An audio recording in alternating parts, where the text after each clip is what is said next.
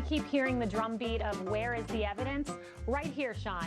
234 pages of sworn affidavits. These are real people, real allegations, signed with notary. These are real, and anyone who cares about transparency and the integrity of the system should want this to pursue to the discovery phase.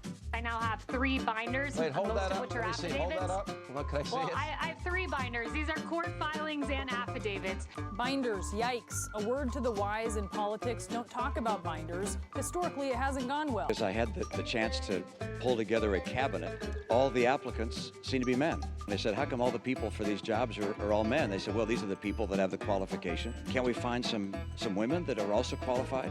We took a concerted effort to go out and find women who had backgrounds that could be qualified to become members of our cabinet.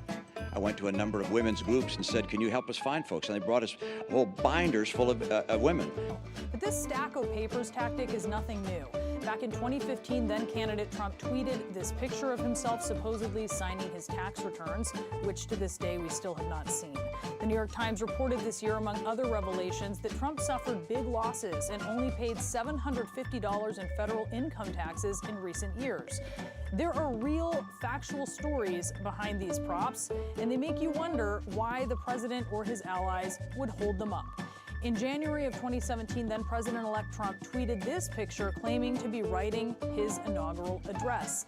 Then he held a news conference about his plans to divest from his private company. These papers are all just a piece of the many, many companies that are being put into trust to be run by my 2 sons, and I hope at the end of 8 years I'll come back and I'll say, oh, you did a good job. Otherwise, if they do a bad job, I'll say, you're fired. So this is what we have now. This is where we were in 1960. And when we're finished, which won't be in too long a period of time, we will be less than where we were in 1960, and we will have a great regulatory climate. He likes metaphors as much as he likes stacks of papers, like these ones that he was signing in photos taken at Walter Reed during his hospitalization for coronavirus. Now, we still don't know what, if anything, was on them because there was no legislation or executive order that required his attention at the time. But he clearly wanted to give the impression that he was busy working. Leslie, the president wanted me to deliver his health care plan. It's a little heavy.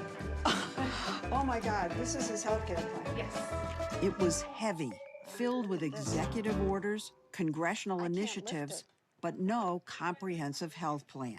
To repeat, there is no replacement plan, but those in the White House aren't the only ones impressed by big books. The end of President Trump's interview, when he said, I'm done, Kayleigh McEnany brought his health care plan in and handed it to Leslie Stahl because she was questioning him about that. He did say It was gigantic. Yeah, it was huge.